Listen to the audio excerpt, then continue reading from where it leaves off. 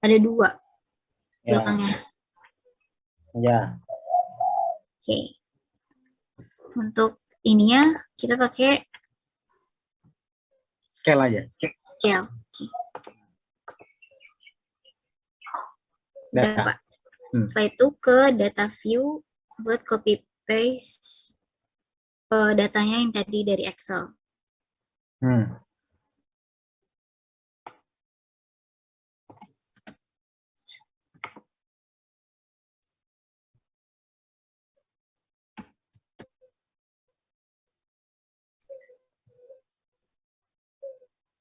Nih. Kalau pakai numerik itu nggak keluar deh pakainya. Nggak keluar? Iya. GDP, WLA, dan FD-nya itu nggak keluar karena data ada aslinya dolarnya. itu kita menggunakan dolar. Iya. Ya udah, ganti dolar. Jadi kita pakai dolar.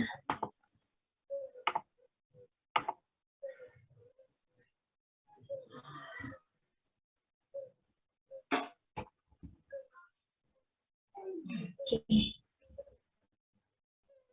YouTube-nya.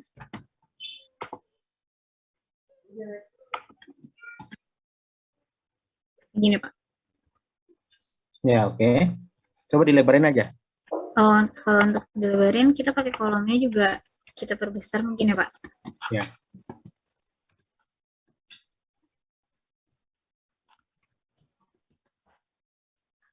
Pakai SPSS lebih ribet dibanding pakai Views ya.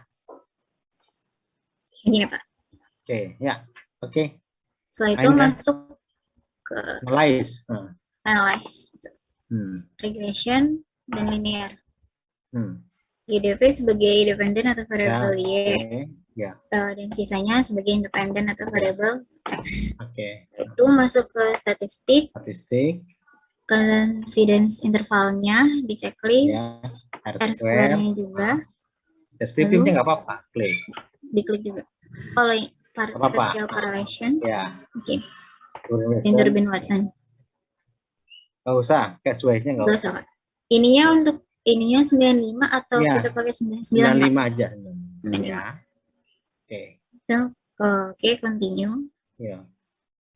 Untuk plots-nya normality, Z score, Z receipt. Z receipt. Jangan S, Z.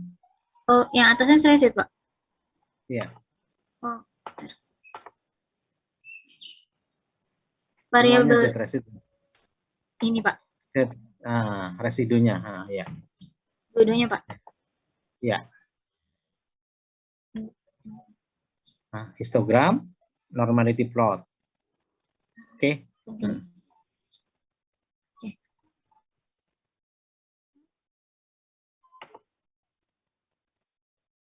Sudah terlihat belum?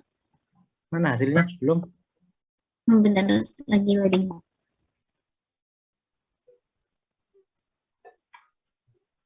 Sebentar, Pak.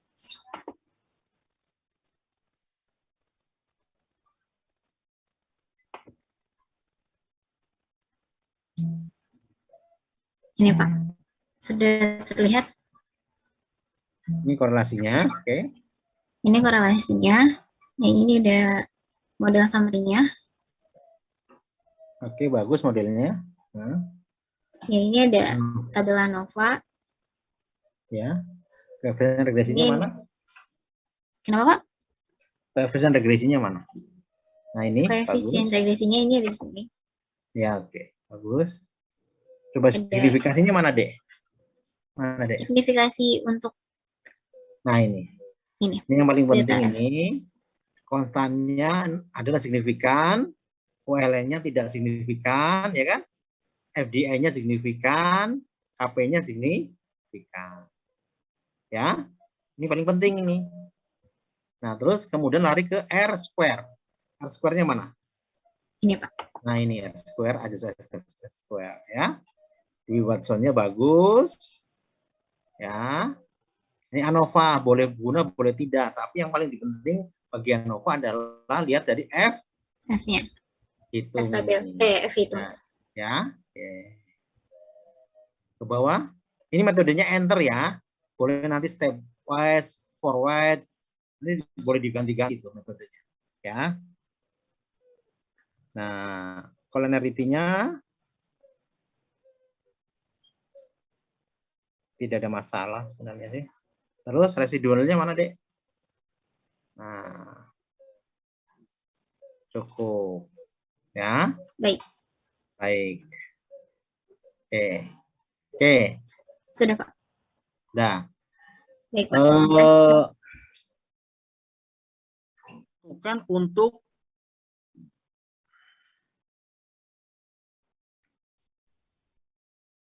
persyaratan analisis sudah perlu dilakukan untuk analisis regresi. Analisis regresi linier. Analisis regresi linier yang bertujuan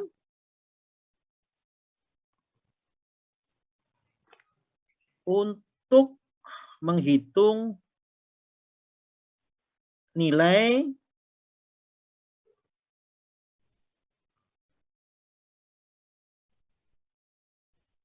pada ubahan atau variabel tertentu. Contohnya nih.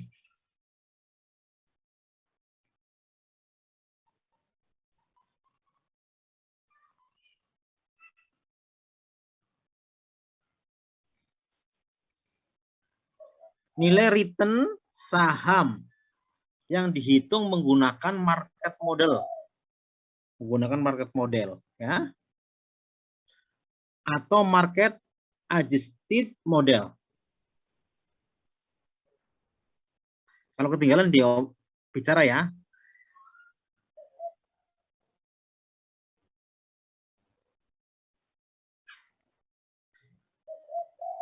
Perhitungan nilai return yang diharapkan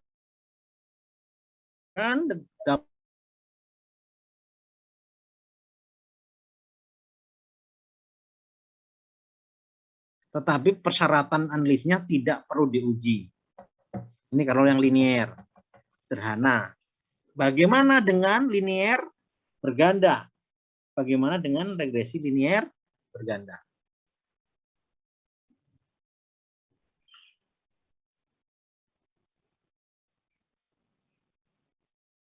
Biasanya menggunakan uji multicol. Uji multicol. Uji heteroskedastisitas. Uji normalitas. Uji autokorelasi. Uji linearitas. Nah, ini beberapa uji ya. Tidak boleh sebenarnya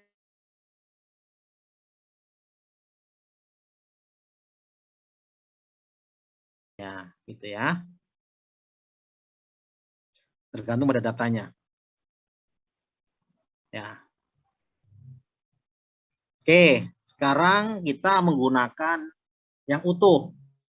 Uji normalitas. Apa fungsi uji normalitas itu? Uji normalitas ketinggalan enggak? Dek? Tidak, Pak. Oke. Uji normalitas berfungsi untuk melihat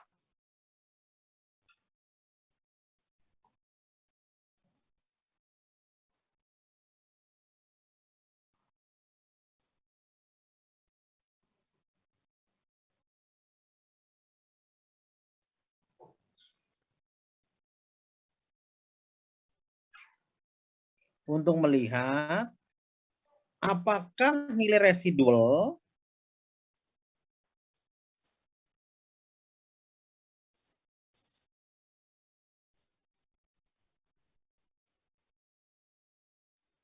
terdistribusi normal atau tidak.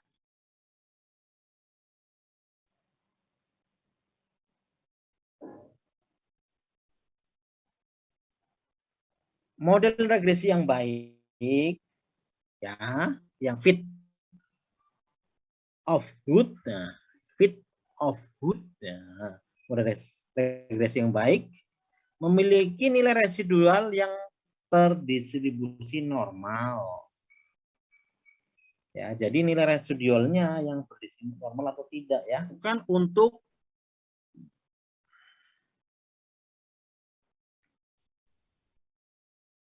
persyaratan analisis sudah perlu dilakukan untuk analisis regresi. Analisis regresi linier. Analisis regresi linier yang bertujuan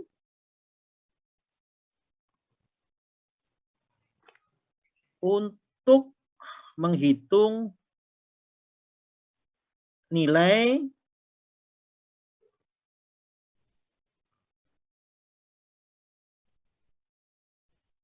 pada ubahan atau variabel tertentu. Contohnya nih,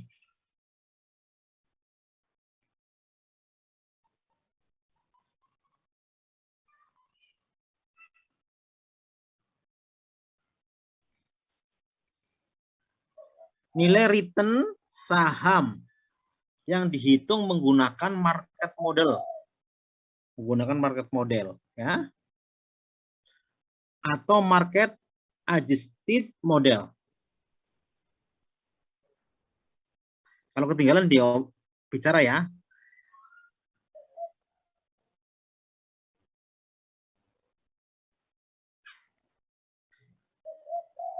Perhitungan nilai return yang diharapkan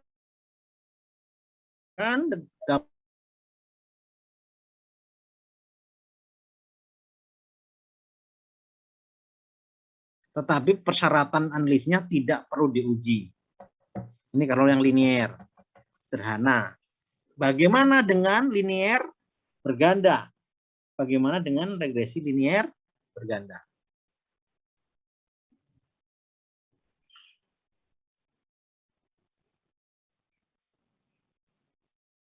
Biasanya menggunakan uji multicol. Uji multicol. Uji heteroskedastisitas. Uji normalitas. Uji autokorelasi. Uji linearitas. Nah, ini beberapa uji ya. Tidak boleh sebenarnya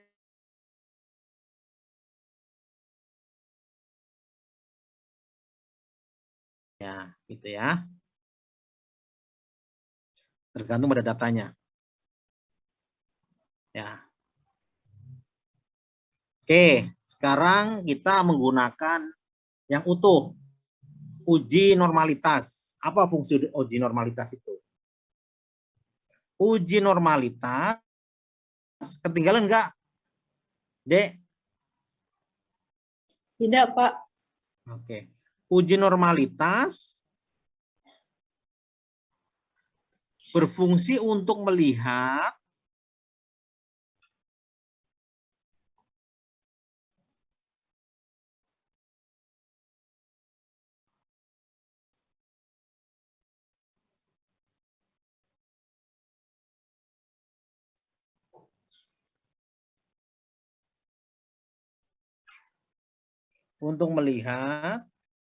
apakah nilai residual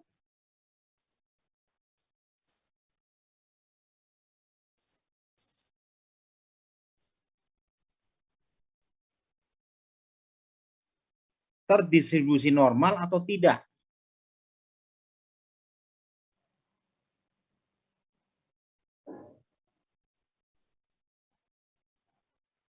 Model regresi yang baik, ya, yang fit of good, nah, fit of good, nah, model regresi yang baik memiliki nilai residual yang terdistribusi normal. Ya, jadi nilai residualnya yang terdistribusi normal atau tidak ya. Itu.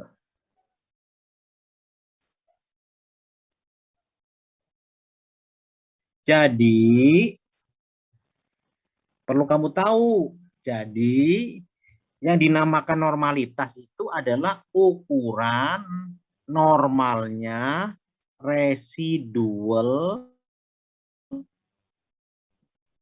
bukan normalnya masing-masing variabel. Itu ya, Dek.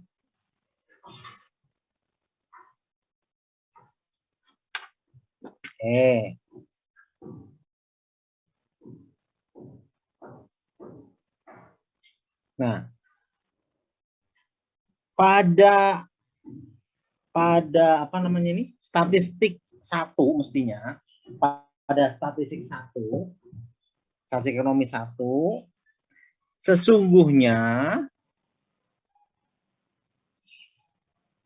untuk mencari normalitas data itu cukup dengan menghitung rasio quickness dan rasio kurtosis, ya, kemiringan data. Itu namanya kurtosis, quickness dan kurtosis, ya. Caranya rasio quickness, tulisan tahu kan quickness ya, Dek? Quickness. Nih, Pak Rizwan tulis di chat. Quick. Nah, salah. Quickness.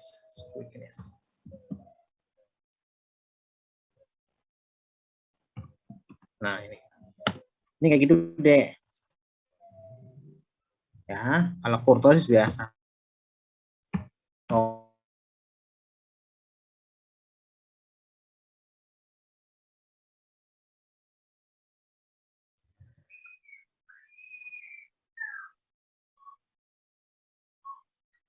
Rasio quickness adalah nilai quickness dibagi dengan standar error quickness.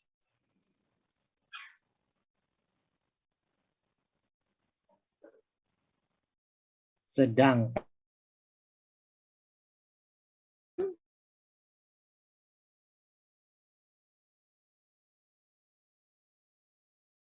gampang.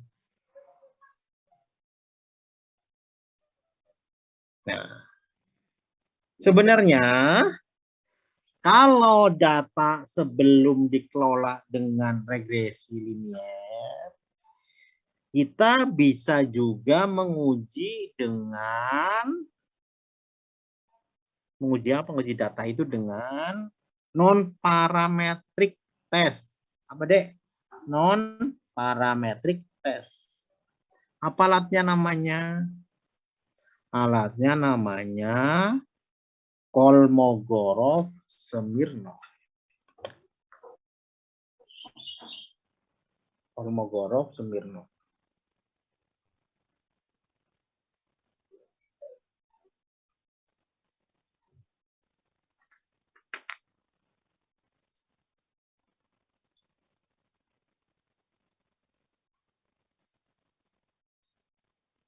Ya, oke. Sebentar. Ini Pak Rizpun ada enggak? Tadi siapa yang habis present ya, Dek?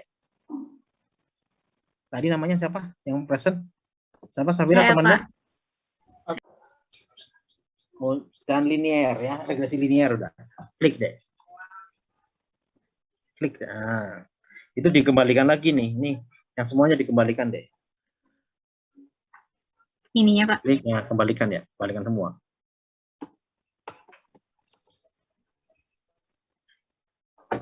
Oke, maaf.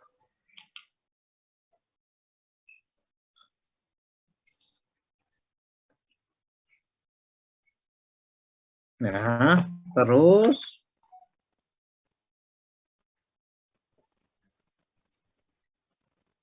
pilih salah satu aja. Coba GDP-nya dimasukin lagi. Terus ULN sama KP aja. Ya. Ininya enter. Iya, enter. Ya, enter. Ya. Statistiknya coba. Tuh, kok nggak ketemu? Coba. Nggak ada. Bentar. Kok nggak ada an. Coba. Cancel. Nggak nemu. Cancel deh. Di save ya, save. Nah, unstandardized. Nah, ini deh. Satunya deh di predict value-nya deh. Nah, oke. Ini juga, Pak. Ya. Ya. Nah. Continue deh. Oke. Nah, mana hasilnya? Ini, Pak. Oke. Balik ke sana lagi. Jangan di situ. Balik ke tadi, data tadi. Mana deh? Ini. Nah, ini residunya ini yang kamu perlu ganti nama nih. Nah, ini namanya yang namanya residunya, residu deh. Yang ini jangan, yang press 1 jangan, Ini. residu aja. Nah, ini bisa diganti nih ada nih variable view-nya. Nah, itu bisa dinamakan sebagai ganti aja di situ apa namanya. Ya. Nah, ini res. Mau diganti apa terserah. Nanti apa? Res model boleh. Residu model gitu model. Oke. Oke, sekarang balik lagi. Yang residu ini kamu lari ke analisis deh lagi. Nah, deskriptif. Jangan ini. Sebentar, kita mau lihat deskriptifnya aja deh. Deskriptif ini. Ini ada report. Nah, sebentar. Nah, p-plot. P-plots. Ini kan, Pak? Ya. Satu aja tadi. Yang mana? Yang residu atau yang residu ya. Klik. Nah. Oke, normal. Oke. Oh, itu kan? Oke. Mana dia tadi? ini, Pak? Mana? Kurvanya deh. Kurvanya ini. Bukan. Tadi. Mana kurvanya? Kurvanya enggak ada, Pak, kalau yang ini. Tadi ada tadi yang Ini adanya yang ini. Nah, ini standar. Nah, udah cukup nih. Nah, ini standardized residual. Nah, udah cukup nih. Nah, ini ditunjukkan bahwa ini adalah pada ppplot pada ini terjadi suatu kondisi normal. Tuh. Suatu kondisi normal. Gitu. Coba ke bawah deh. Ya kan? Deviasinya nggak terlalu. Nah, ini asumsi lurusnya ini stop. Ini define variable GDP-nya dianggap garis lurus toh. Nah, terus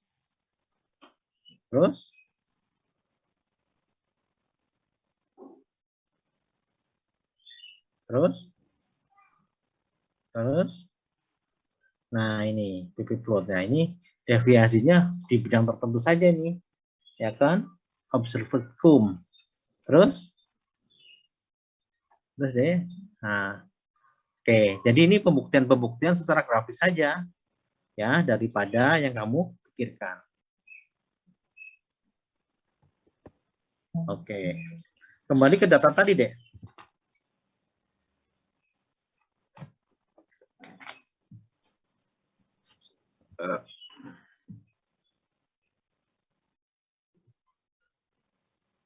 Nah,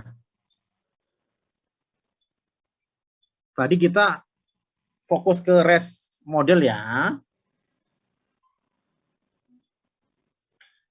Klik analyze lagi, dicoba-coba terus. Menyenangkan kalau kita bisa mencoba-coba analyze. Option ada option nggak?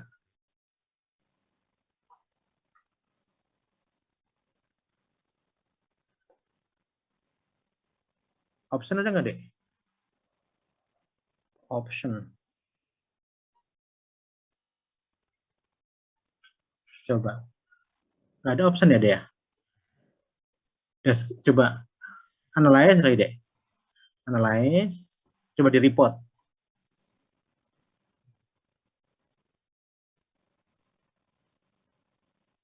Deskriptifnya coba.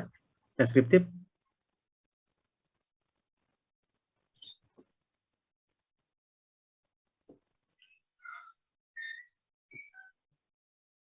Coba. Pak Rizal mencari ini.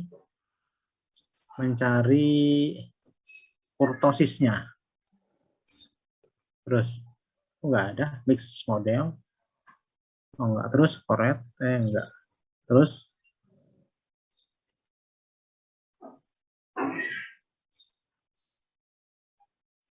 Terus. Enggak ada ya. Beda ya kali ya. Bentar. Ini nanti kita ke dimensional scale ini. Aduh. Bukan. Deskriptifnya deh. Deskriptif. Nah. Ke deskriptif. Nah. Deskriptif deh. Oke. Ya, klik itu. Nah, itu option aja. Ini residual aja, diklik deh. Oke, option. Oke, sip. Nah, itu ada mana? Oh, nah, kurtosis ini deh. Nah, ini nih, quickness. Sebelahnya diklik deh. Oke. Continue. Oke. Nah, udah mana? Deskriptifnya ke bawah. Ini doang ya? Oke. Udah? Iya, Pak, ini doang. Ada statistik gitu. Statistiknya, quickness-nya 0,846. Ya kan? Standar error-nya 0,564. Kurtosisnya berapa tuh, Dek? Minus ya? Standar error-nya 1. Sekarang ditulis. Dengan hasil itu di copy nggak? Bisa nggak? Kamu copy. Kamu itu copy, taruh di Word. Jadi kamu yang ngetik, Bisa. nanti dibagi-bagi sama teman-teman. Baik, Pak.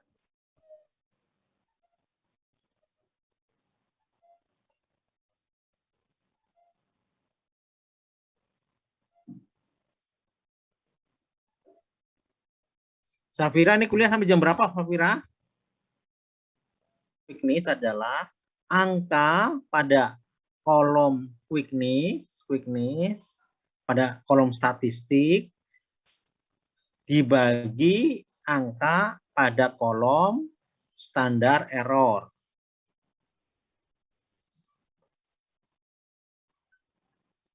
Ya.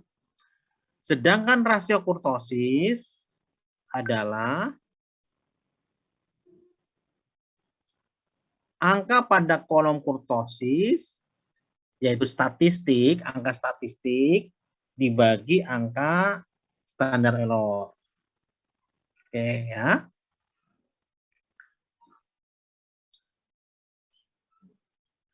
Rasio quickness berada di luar -2 hingga +2. -2 hingga +2 ya.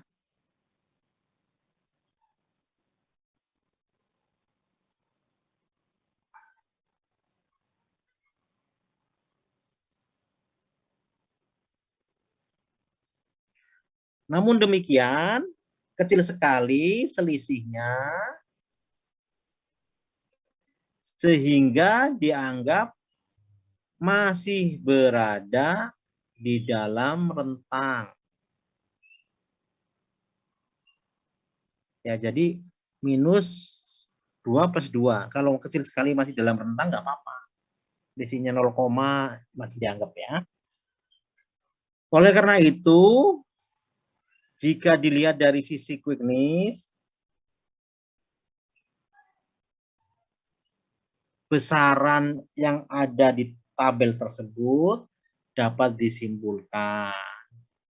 Apa kesimpulannya nanti ya? Itu. Oke.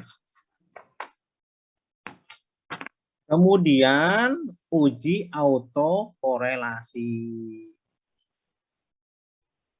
Bisa didengar, Safira?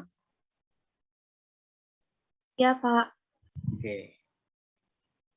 Autokorelasi antar variabel atau peubah.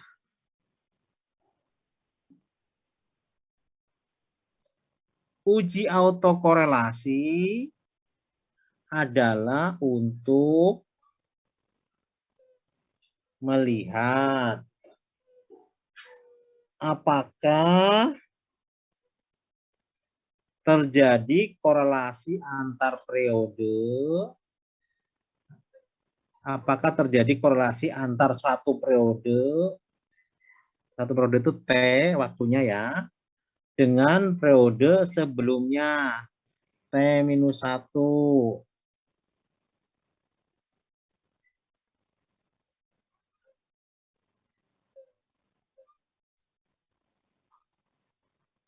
Secara sederhana, yang dinamakan analis regresi adalah untuk melihat pengaruh variabel bebas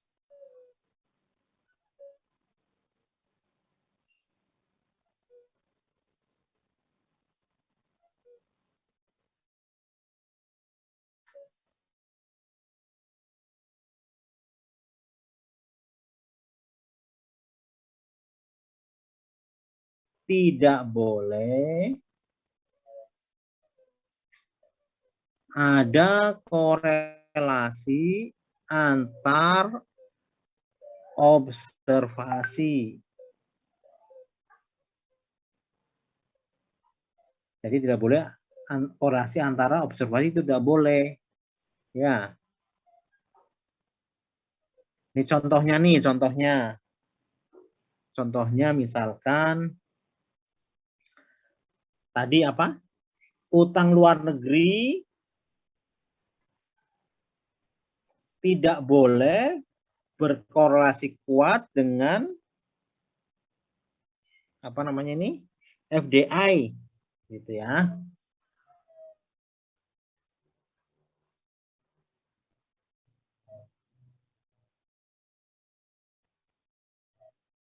Oke. Keputusan autokorelasi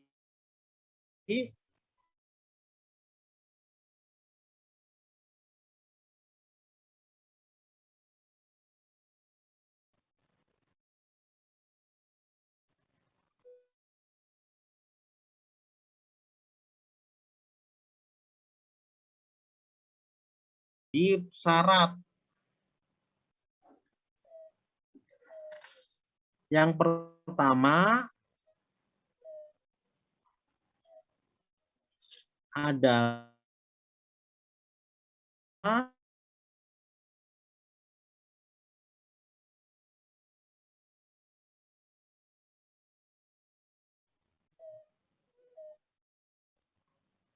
Kafira. Ya, Pak. Tahu Dewe nggak? Dewe. Durbin, Watson. Kan ditampil ada tadi ya? Ya. Durbin, Watson. Bila nilai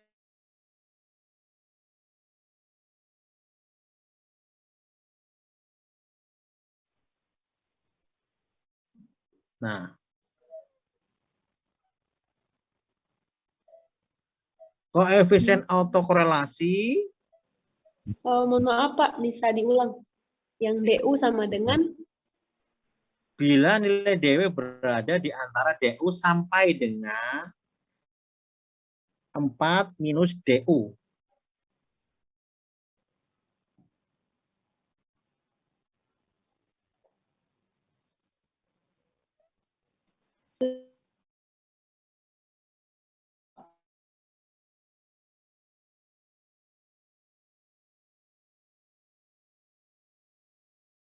Artinya tidak ada autokorelasi.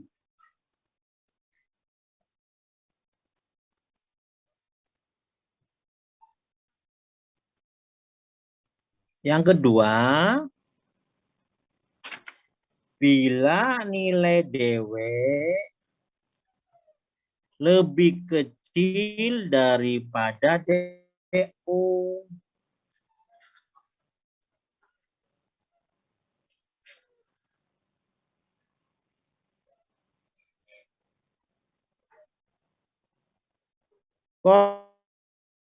Koefisien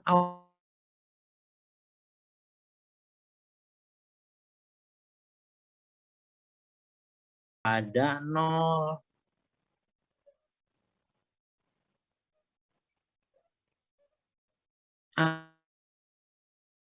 Ada autokorelasi positif.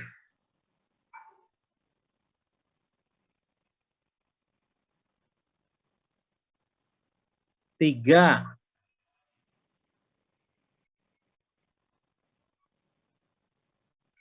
Bila nilai DW terletak di antara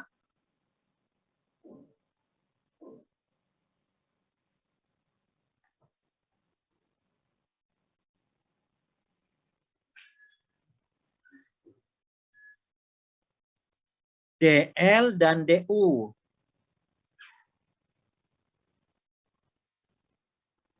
Berarti tidak dapat disimpulkan. Pak, maaf Pak, tolong ACC Afifah sama Asar Pak. Kenapa? Si Afifah sama Asar belum di ACC Pak. Oh ya. Oke.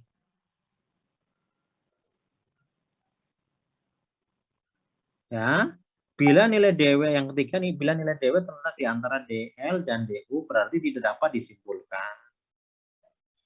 Yang keempat, bila nilai DW lebih besar daripada 4 min DL,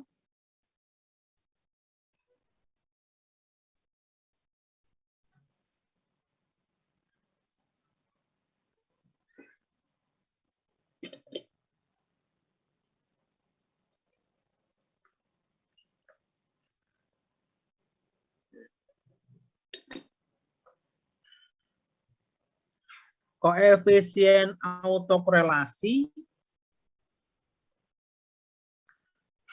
lebih besar daripada 0. Jadi kalau lebih besar daripada 0 artinya ada autokorelasi negatif.